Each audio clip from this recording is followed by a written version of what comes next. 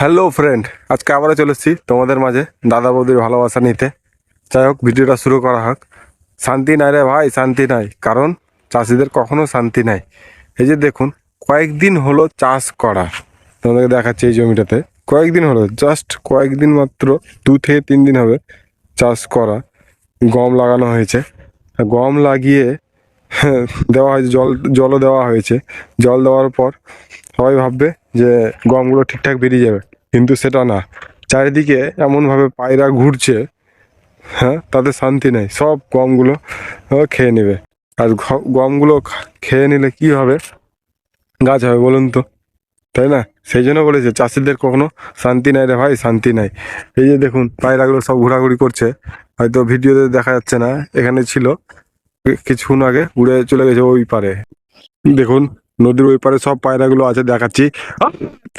এই যে দেখুন কতগুলো পায়রা,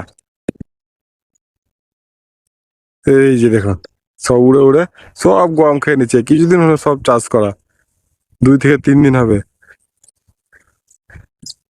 বিচনগুলোতে জাস্ট অঙ্কুর নিয়েছে, আর সেই অঙ্কুর গুলা গাছগুলো, বিচনগুলো সব খেয়ে নিচ্ছে। খেয়ে গেলে কি অত্যাচার বলুন তো। সেই জন্য হয় যে চাষিদের কখনো শান্তি নাই দিকে। এই যে দেখুন, পায়রাগুলো সব উঠছে, এই যে শান্তি নাই। দেখুন কতগুলো পায়রা, যদি একটা জমির গমগুলো খায়, তাহলে কিভাবে গাছগুলো বেরোবে আর হবে, তাই না? এই যে দেখুন আসছে। চাষিদের কখনো শান্তি নেই, চাষ করেও শান্তি নাই, হ্যাঁ, চাষ করার পরেও শান্তি নেই। ওকে, ভিডিওটা ভালো লাগলে লাইক শেয়ার কমেন্ট অবশ্যই করবেন, আর একটু ভাইটাকে ভালোবাসা দিবেন। ওকে, বাই, টাটা।